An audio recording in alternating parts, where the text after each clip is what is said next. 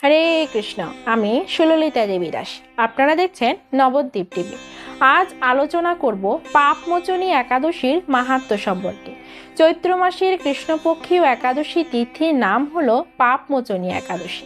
ভবিষ্যোত্তর পুরাণে এই একাদশীর মাহাত্ম্য সম্পর্কে বর্ণনা করা হয়েছে। একবার মহারাজ যুধিষ্ঠির ভগবান শ্রীকৃষ্ণকে বলেন যে, হে প্রভু, চৈত্র মাসের কৃষ্ণপক্ষীয় একাদশী তিথির নাম কি এবং এটি কি নামে প্রসিদ্ধ, কৃপাপূর্বক আমাকে বলুন। তখন ভগবান শ্রীকৃষ্ণ বললেন, হে রাজন, প্রাচীনকালে মহারাজ মান্ধাতার প্রশ্নের উত্তরে মহামুনি লোমশ এই একাদশীর মাহাত্ম্য বলেছিলেন। তিনি বলেছিলেন যে এই একাদশী অত্যন্ত পবিত্র, তাই এটি পাপমোচনী একাদশী নামেও পরিচিত।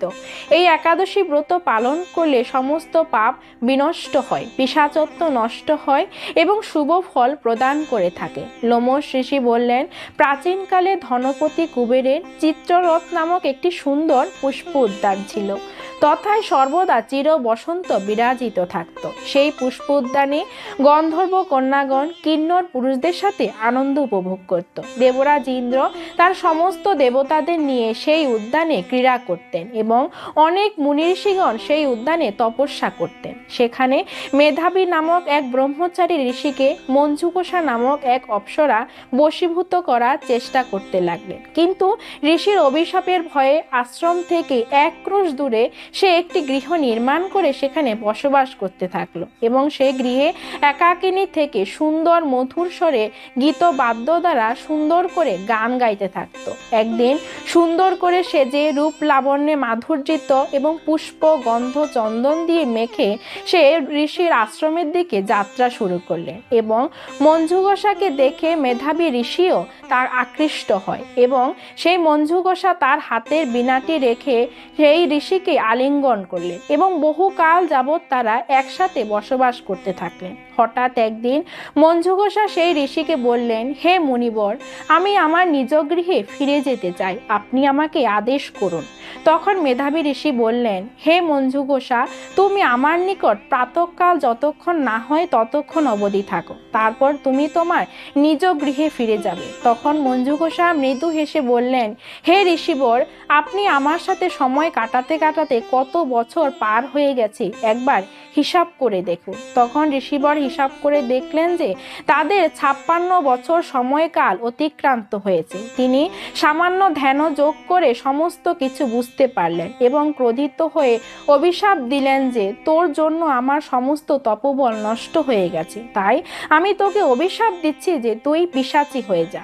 মেধাবী ঋষির অভিশাপে মঞ্জুগোসা পিশাচত্ব প্রাপ্ত হলো। তখন সে অপরাধ স্বীকার করে অবনত মস্তকে এই অভিশাপের থেকে মুক্তি পাওয়ার উপায় জিজ্ঞাসা করলেন। তখন মেধাবী ঋষি বললেন, যদিও আমার সমস্ত তপবল নষ্ট হয়েছে, তথাপি আমি বলছি, যদি তুমি চৈত্র মাসের কৃষ্ণপক্ষীয় এই পাপমোচনী একাদশী ব্রত পালন করো, তবে তোমার সমস্ত পাপ বিনষ্ট হবে। এই কথা বলে মেধাবী ঋষি তার পিতা চব্বন ঋষির আশ্রমে চলে গেলেন এবং তার পিতাকে সমস্ত বৃত্তান্ত বললেন এবং আরও বললেন, আমি নিজ কর্মদোষে এই দুষ্কর্মে লিপ্ত হয়েছি, কৃপা করে বলুন আমি এর প্রতিকার কিভাবে করব। তখন চব্বন ঋষি বললেন, হে পুত্র, তুমি যে দুষ্কর্ম করেছ সেটির প্রতিকারের একটি মাত্র উপায়। যদি তুমি চৈত্র মাসের কৃষ্ণপক্ষীয় একাদশী ব্রত পালন করো, তবে তোমার সমস্ত পাপ বিনষ্ট হবে। পিতার নির্দেশে মেধাবী ঋষি ভক্তি সহকারে এই একাদশী ব্রত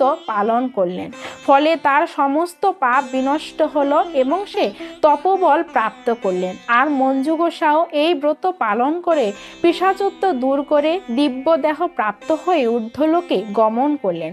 ভগবান শ্রীকৃষ্ণ বললেন, হে রাজন, যে ব্যক্তি এই একাদশী ব্রত পালন করে তার পূর্বজন্মের সমস্ত পাপ নষ্ট হয়ে যায় এবং সে শুভ ফল প্রাপ্ত হয়। যে ব্যক্তি এই একাদশীর ব্রত মাহাত্ম্য শ্রবণ কীর্তন এবং পাঠ করে তার সহস্র গোদানের ফল লাভ হয়। মদ্যপায়ী, গোহত্যাকারী, ব্রহ্মহত্যাকারী এবং নিকৃষ্ট ব্যক্তিগণও যদি এই ব্রত পালন করে, তবে তার সমস্ত পাপ বিনষ্ট হয়ে সে ভগবত ধামে গমন করে। তাই আমাদের প্রত্যেকের উচিত এই মহাপবিত্র পাপমোচনী একাদশী পালন করা।